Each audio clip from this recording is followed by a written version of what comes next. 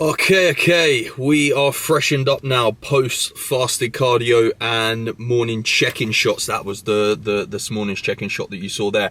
Updates from that: cardio up by 5 minutes now again. To think we only just upped it to 35 minutes and we were running that for around about 3-4 days. We've now upped it again, so it's 40 minutes fasted each and every morning now, and we've taken another slight dig in food. Time to pull off that body fat. That being said though, it's all good. I'm absolutely fine with it because we got 2 high days this weekend. We got a high day on our last training day of the week, which is Saturday, and then we got a high day on rest day, which is actually the client shoot day, which is good because obviously with a client shoot, you kind of got to bring that big personality. You got to be very upbeat on the day, really kind of amp everyone up for the shoot, because obviously you got to think them lads, like a lot of them are first timers when it comes to photo shoots, right? And they're going to be fucking nervous to be doing it in a public gym, so you really got to kind of rock up and be enthusiastic, be encouraging, everything like that. And right now my mood is seriously low, my energy seriously low, so the fact that I'll be coming off of a high day and running another high day into the client shoot, even though I'm not actually doing the shoot at all, it will be quite nice because I should be able to bring that energy which will be needed on the day. So yeah, it's all good. But anyway, we're heading in for our second rotation of pull now. I'm not sure how many clips I'm going to be able to get of the session, but then after this, once I'm freshened up, I'm getting a haircut later as well, which is much needed. I'll be taking you through my current training split and my current training setup for this prep, and that's what this video is primarily about. So I'll try and get a few clips in there. I'm not sure how many clips I'm going to be able to get depending on how busy the gym is. And then yes, we will be on to the main part of this YouTube video. Let's get it.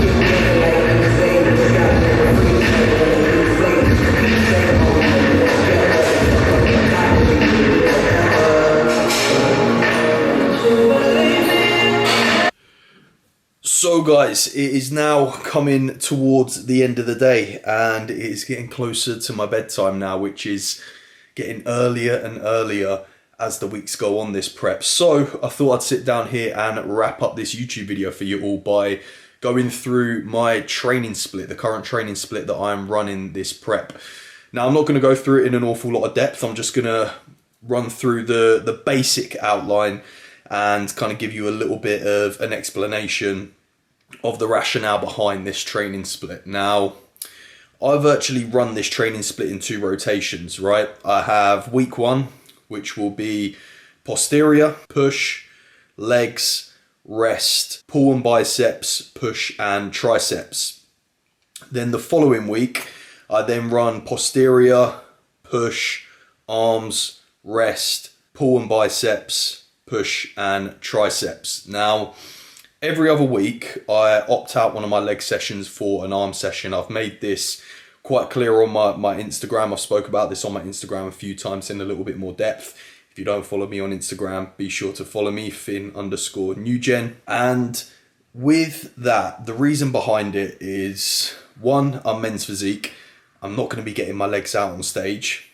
And 2, my legs are pretty decent as it is, right? I don't need bigger legs. Now, legs for me have always been a stronger body part, right? I'm not sure whether it's genetics. I mean, my dad used to be a professional roller hockey player for England.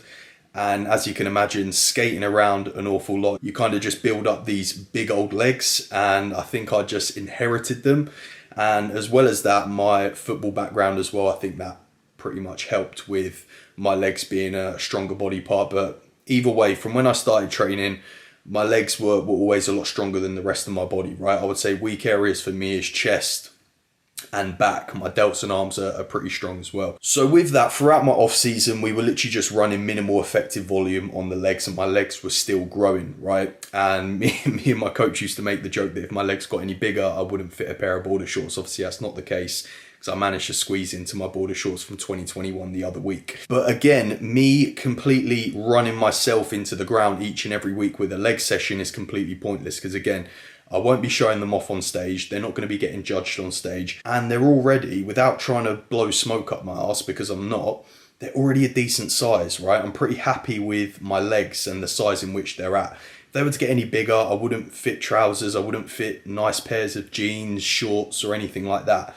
right? So for me, it makes sense to opt out legs every other week for an arm and delt session, right?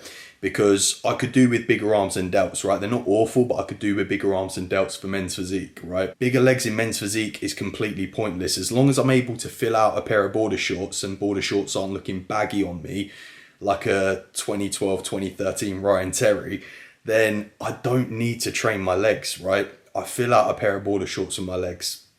And like I said, they're not awful, right? If my legs sucked, then yes, I probably would train them once a week, right? But I've got no insecurities with my legs. My legs are a decent size. When I get lean, they do look pretty good when I'm shredded as well. So for me, like I said, it just made sense to opt out my leg session every other week for an arm session and put a little bit more frequency and volume into a muscle group that is actually going to be judged on stage, and a muscle group that could do with being brought up as well. Now, of course, I need more muscle everywhere. I'm completely aware of that, but in future phases, future off seasons, preps, this is pretty much how I'm going to run things from now on.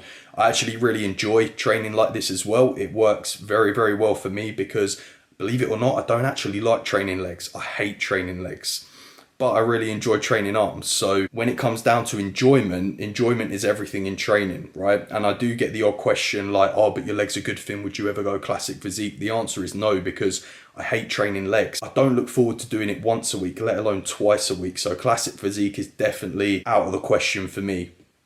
But I do enjoy the way I train at the minute, and enjoyment for training is everything for me. Now, this works for me. Will it work for you? Well, it all depends on your goal, right? Are you wanting to compete in men's physique? Do you already have a good pair of legs? If you're there looking at your legs thinking, they could do with a little bit more size, but you're opting out legs every other week for an arm session or a muscle group that needs bringing up, then yeah, you're probably shooting yourself in the foot a little bit. Because if you're wanting to grow your legs, but you're not hitting them with enough frequency and you're not hitting them with enough volume throughout the week, then it's no good, right? At the end of the day, it all depends on your goal. My goal is to be a men's physique athlete. I want to be a top men's physique athlete in the amateur division. And this is essentially me just optimizing my training split in order to help reach my goal. Now, that's everything there with that. So any questions at all on that, leave it in the comments, and any other videos you would like to see, again, leave in the comments. But other than that, I'm going to sign out. Like, share, subscribe, all that YouTube stuff, and I'll see you in the next one.